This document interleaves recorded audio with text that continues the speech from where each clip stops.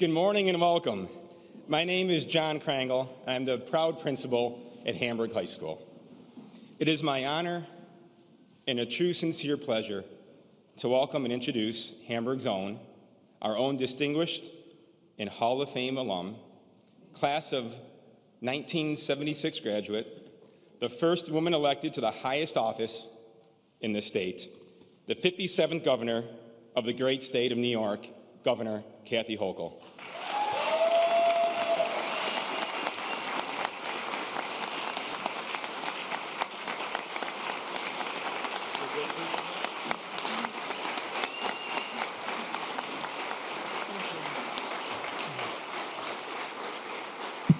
Thank you. This is more of an emotional homecoming than I thought it would be. It was 50 years ago that I walked across the stage and graduated from Hamburg High School.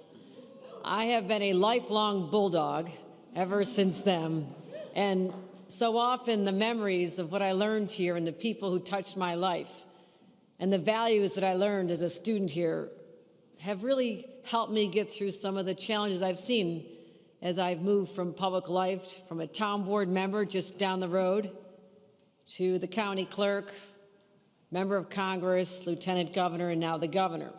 But I've never lost sight of where I come from and the people who had such an influence on my life. And I remember growing up here kind of in the shadow of a brother, a year older than me, who was a superstar in every sport, and I was known as Dennis's little sister. I never thought I'd be able to escape that, but he was the quarterback of a football team that was the first 8-0 season in decades, and so, it was basketball co-captain and baseball and all this, and so what I did was I worked making pizza at a place in Patchen, which is a suburb of Boston, which is outside of Hamburg. I try to describe to people where it is. Anybody know Patchen? Okay, it's one intersection, right? And there's a little shack of a pizzeria and a little restaurant, and it's the only job I could find because it was hard. I mean, all the high school kids wanted to find jobs, and all we had was, Red Barn hamburgers and the Dairy Queen, right? And you had to know family connections to get those cool jobs. I clearly had none. So I had about a 20-minute ride out every day after school to make pizzas and chicken wings and put together dinner and takeouts and clean tables, and I waitressed, and I'd work almost every day from 4 o'clock to 11 o'clock at night. So I was not the one who could go out for any sports, not that I was terribly athletic or that I could do much more than that on evenings and weekends, but I needed to bring some money home to my family. But I'd get up every day, and my sister remembered the light being on. We shared an attic together over on Long Avenue, and she remembers that when I got home at 11 o'clock, I'd start my homework, because the days had to be long for me. So I somehow got out of school. I passed. I did pretty well and set my sights on going off to Syracuse University. But it had such an effect on me. And I think about people that I got to know, and there's one woman who's in the audience here today, and you knew her. I knew her as Miss Groby, Miss Hamlin. Please stand up. Virginia, please stand up.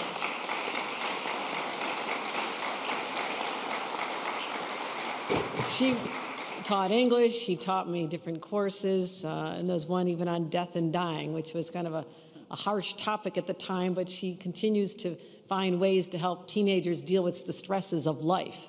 Little did I know back then that I'd be coming here today to talk about how we're preventing so many of these stresses and forces from society from affecting the mental health of our children. So I want to thank her and every teacher who touched my life. And I've often spoke about a teacher I had in middle school, it's called junior high back then, called Mr. Peter James. And he taught me social studies as an 8th grader. And I learned about the power of government to do good for other people.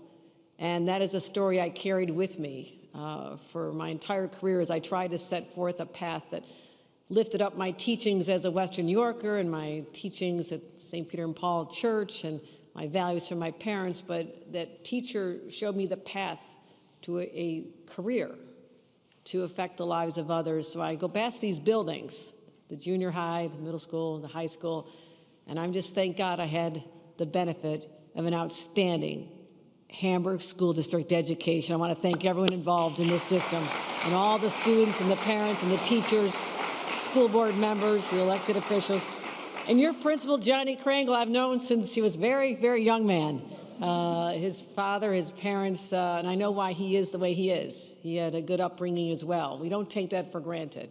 We had strong parental influences on us that helped us lead here, and I watched him when he first became a teacher here and how proud he was to be a teacher here.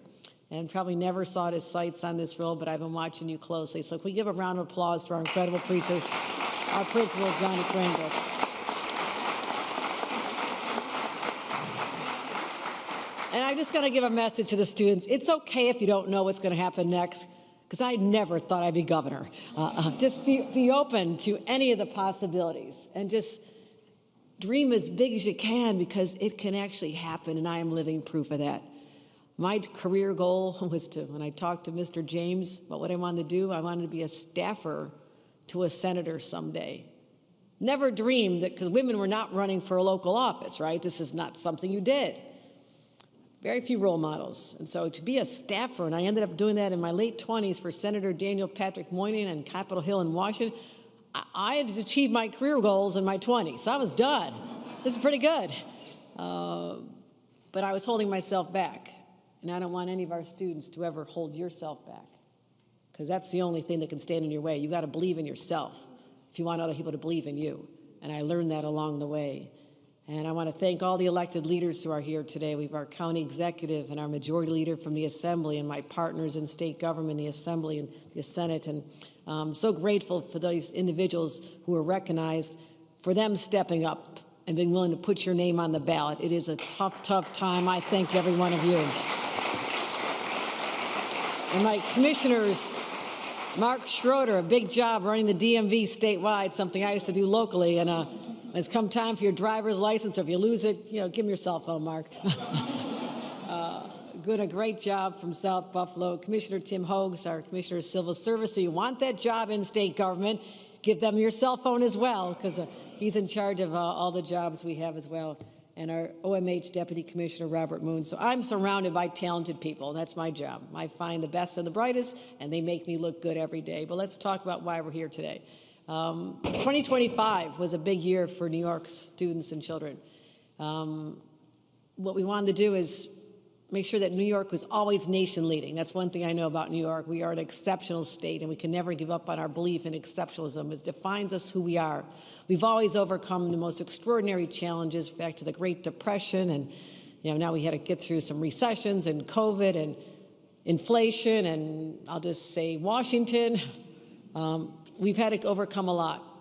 But I also knew that I wanted to do whatever I can to put our young people on the best path forward and have nothing that holds them back. And I started realizing that after going around the state and convening parents and school board members and principals and students and talking to everybody, what was happening was that everybody's lives are being consumed with the cell phone, right? That's all you knew. And so what I learned was that young people were not making friends in person. They were not talking to each other during lunch or recess in the hallways. The hallways and cafeterias were silent. That is so unnatural. And there's a lot of dark places on the internet and social media algorithms that were bombarding our students all day long and distracting them, and sometimes taking them, someone has mental health challenges and looks for help on how to prevent their suicidal thoughts, and it takes them to a site that tells them how to commit suicide. So bad things were happening, bullying, young people being lured to meet predators. And I said, the kids are supposed to be in school to learn, right? And make friends, develop social skills, create connections with their teachers and other students. And it was all shut down because their world was consumed by a cell phone. So it was a tough decision to have us be one of the first in the nation to say no longer are we going to allow that distraction to occur in our classrooms. From kindergarten through 12th grade, the entire day would be distraction-free, and we got it done.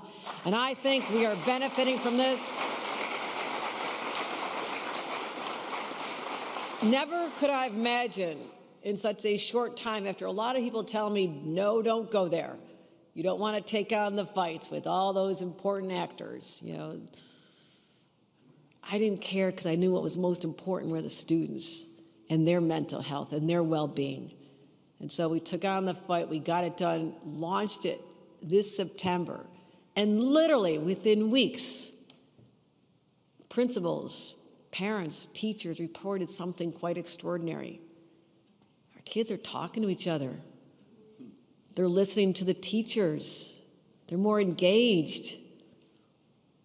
Instead of cell phones, they're bringing board games to lunch and recess, learning how to play bingo, I just heard yesterday. And, just Jenga, they're bringing Jenga. Kids are just having a good time again. And I don't mean to be disparaging. Everybody's a kid, and my 30-year-old kids are still my kids, okay? So I don't mean to put you down if I'm calling you kids. Can't help it. New York's first mom governor, it's what I do. Deal with it. But let me tell you some statistics on this to why I knew I was on the right path, but this has been more extraordinary than we could imagine.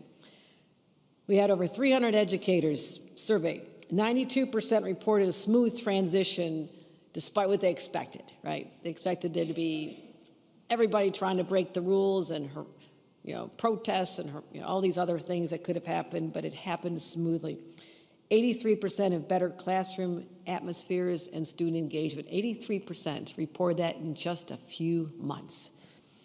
And 75% of teachers said their ability to teach our student has improved dramatically. And so instead of scrolling through TikTok dance videos, which I know are fun, students are listening to their math teachers and their English teachers and their social studies teachers.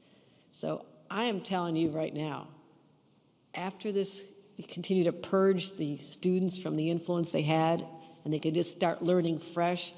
The students in the state of New York are going to outperform students everywhere else where they still continue to allow the students to have these distractions in classroom, and I believe that's going to happen. And I'm already seeing those results, so I'm proud of that.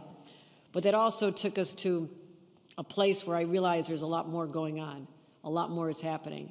And so even taking on the cell phone ban, we had to take on big tech, because they're looking at this as like, we're not getting as many customers and consumers and information that we can extract from these students and to sell to other companies, which is what they're doing. They're monetizing your mental health, by the way. They were making money, profits off of information that you think is private between you and your friends, and it was not. So we limited kids' exposure, and it's working, and our kids are coming back to life, as I mentioned, the surveys. But here's what I want to talk about. The parents who are saying their kids are no longer feeling so depressed and stressed out.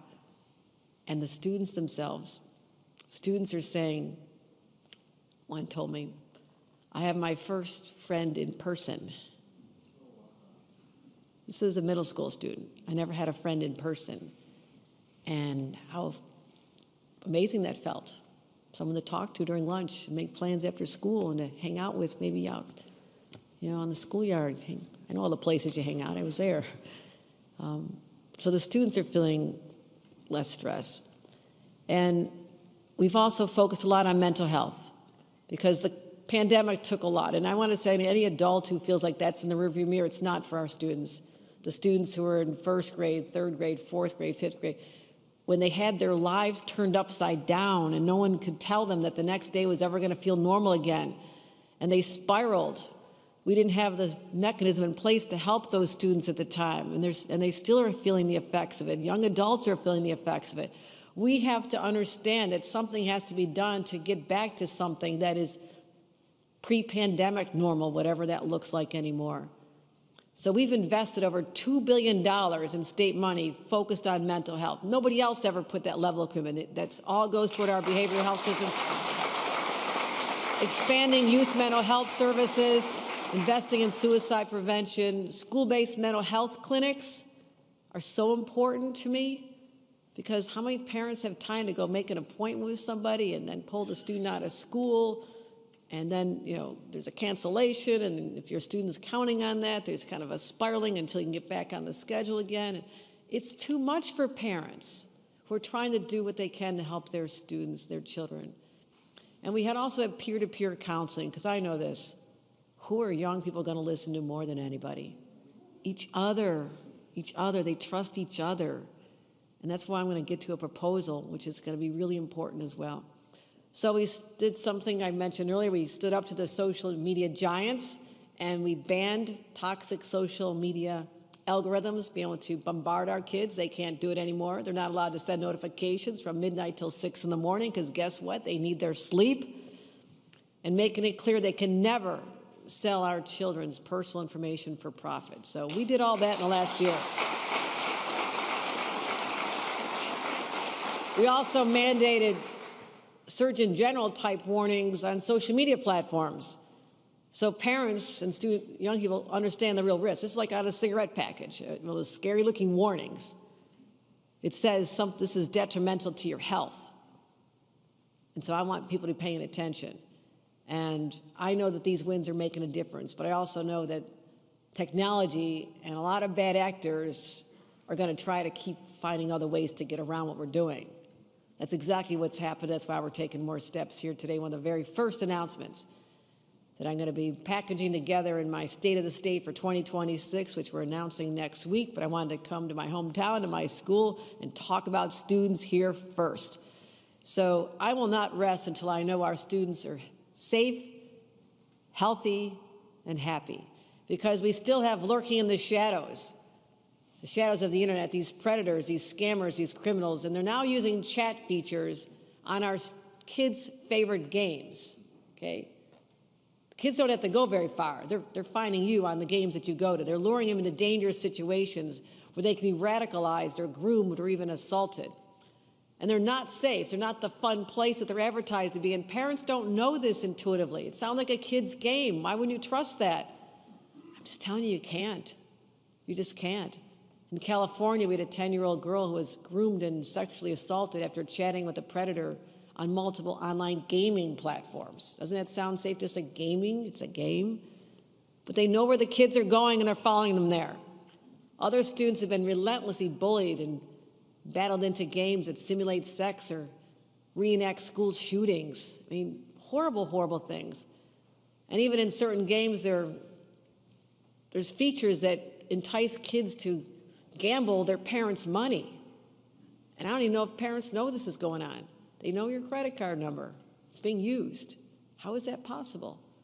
So they're being coerced into gambling their parents' money on virtual junk. And these perils of these platforms cannot be overstated. They prey on our kids' vulnerabilities. They pull them into dangerous situations and ultimately can lift money out of the parents' pockets. So to keep our kids safe, mentally, physically, we have to act, and we have to demand better safeguards.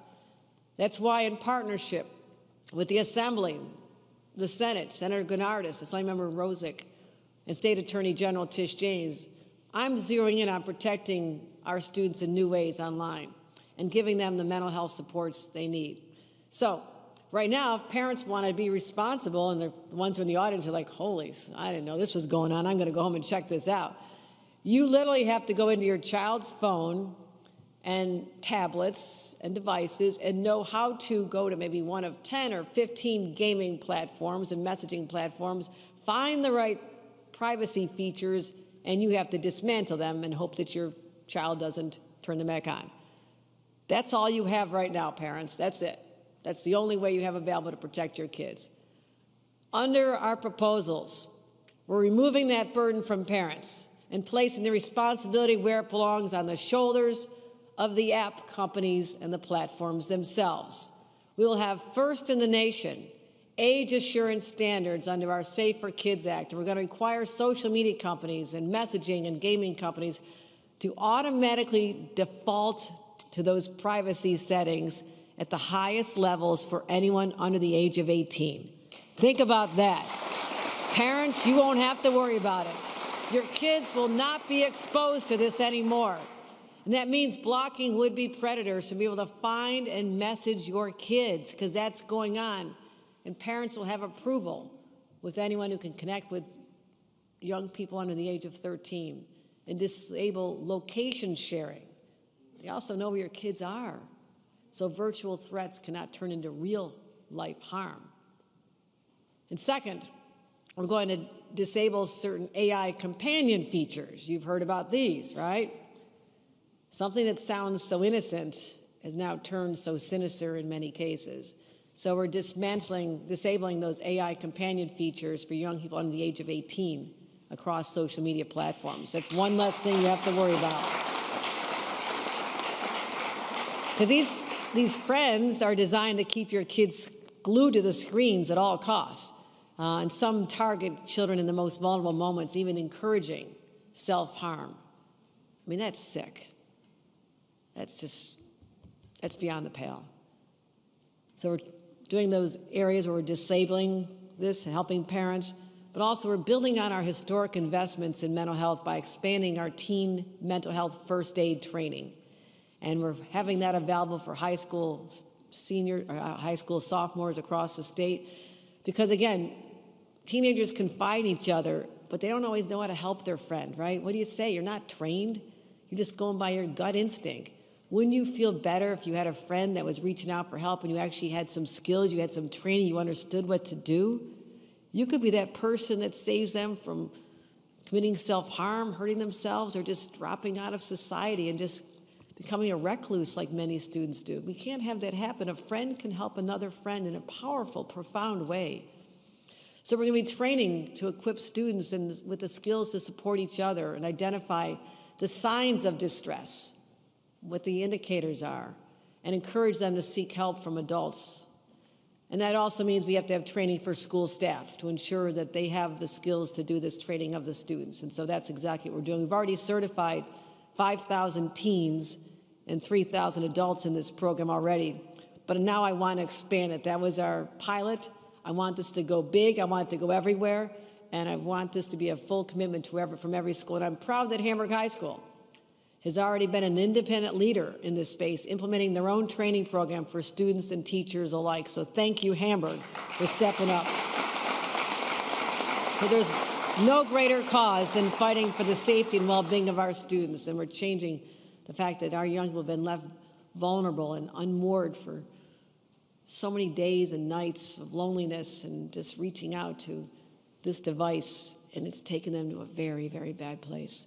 And we're changing that today with every safeguard we're putting in place, every program we expand, every dollar we spend in these programs are going to help our students become more self-assured, more confident. You know, graduate from high schools like Hamburg, the way that we were able to 50 years ago and even less when we didn't have these forces. You know, sure, there's bullies walking around the halls sometimes, and life isn't always that easy, but let's get back to the old school adapting to life without these very adult forces infiltrating your life at a young age. That's what I want to stop. I want young people to be kids again. Life is hard enough later on down the road. Let's let you embrace the freedom, the joy of, and the wonder of learning and understanding relationships and the power of the teacher to have an effect on you. Open your hearts and minds to that, not to these dark forces which have been way too available and are seeking out our children. See, and parents don't even know. So I'm proud that New York State is leading the way to protect our students once again online in 2026. And I'll never stop fighting for a future where every child knows they have the freedom to play and smile and to thrive and just be themselves. That is my promise to every New York family. Thank you very much. Thank you. Thank you. Thank you. Thank you. Thank you. Thank you, Mark. Thank you. Thank you. Thank you. Appreciate that. Let me welcome up Kate Chabota, who has a story to tell you as a parent. And I'm so grateful that she's lending her voice to our efforts to protect all of our students. Kate.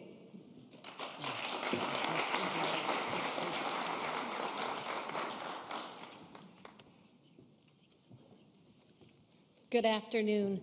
My name is Kate Chudoba. I'm a proud parent of 3 Hamburg students, and I work for Western New York United Against Drug and Alcohol Abuse, which is a primary prevention agency here in Erie County.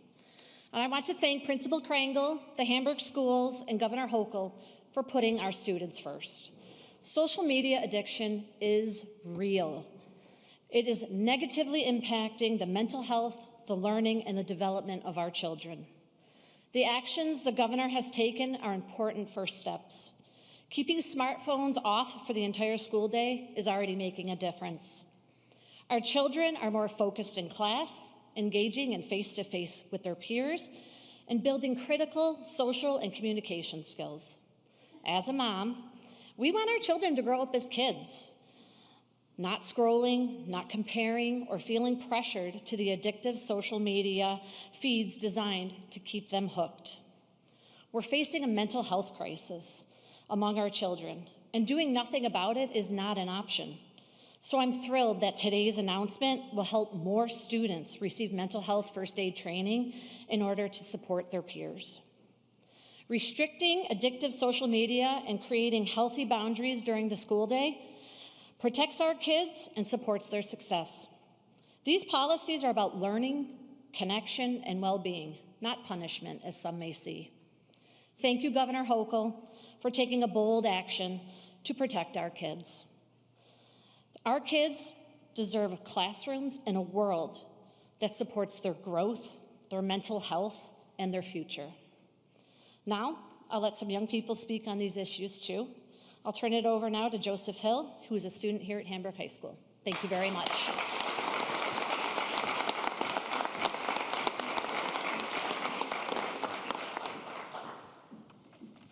Hello, my name is Joseph Hill, and I am a senior at Hamburg High School. I'd like to start by thanking Mr. Krangel for giving me the opportunity to express how the Hamburg School District has positively shaped my education. I've had amazing teachers from pre-K to the present that care deeply about the success of their students. School has always been a place that I have felt welcomed and has always been a place that I look forward to coming day after day. There are so many challenges facing my generation today, including the lingering digital distractions and mental health distractions. I want to thank Governor Hochul for announcing new steps to protect young people online and for continuing to expand youth mental health programs. This not only benefits me, but it benefits all students across the state who will face similar challenges. I've been able to be involved in extracurricular community activities, which have been guided by great teachers and mentors. Getting involved is one of the most important things students should do in high school. I have benefited tremendously from having great friends and fantastic mentors. Having extensive elective courses at Hamburg allows students like myself to choose classes that fit each person's individual preferences. My well-rounded education at Hamburg has given me the opportunity to be graduating with a full semester of college credits.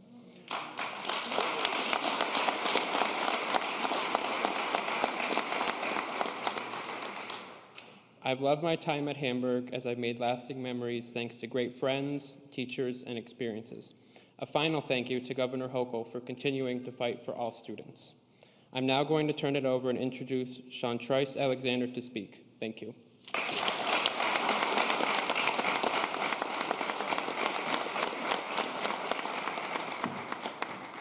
Oh, I'm nervous. Okay. All right. Hi, everyone. My name is Shawnee, and I am from Buffalo. And I would like to thank Governor Kathy Hochul for not only giving me the privilege to be here, but creating this new policy that allows all 10th graders to take team mental health first aid. If I had it when I was in 10th grade, things would have been a lot easier. I would also like to thank Compeer for being a part of the support system that got me here and through high school. There was a point in time when I was just like you guys in high school trying to figure life out. I can say high school was overwhelming at the very least. As a senior, you already have pressure as is from teachers, counselors, parents, all asking the same question, what do you want to be in life? I didn't have the answer yet. I knew I wanted to graduate and go to college, but my dreams kept changing and my personal life made high school feel overwhelming. Just when I thought school life was chaotic enough, life hit harder. A relationship that was meaningful to me ended, and my mental health was deeply affected. I had to take time away from school to even pull myself together. This is when me and my friends could have really used team mental health first aid training. Even without training, they showed up, calling, checking in, and sitting with me when I needed the support. When I came back to school, I was overwhelmed and just trying to graduate. I appreciated the teachers and counselors who supported me, and now for Governor Kathy Hochul for investing more resources to ensure young people like me have tools that can make high school less stressful. Team Mental Health First Aid gave me real tools I could use in my own life and with others. It taught me how to notice warning signs, be a better listener, and support my friends without judgment. If you want to be a better friend, take the training. You'll be surprised how much it impacts your day-to-day. Another thing that helped was deleting social media. I was like everyone else, but once I started looking for approval, I knew I had to get rid of it. I don't regret it, but I'm glad I did. And I want to thank you for listening.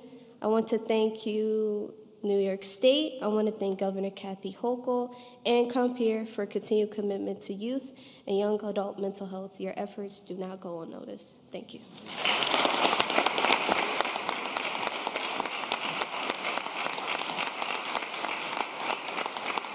Thank you, everybody, for coming today. This concludes today's event. Thank you for attending.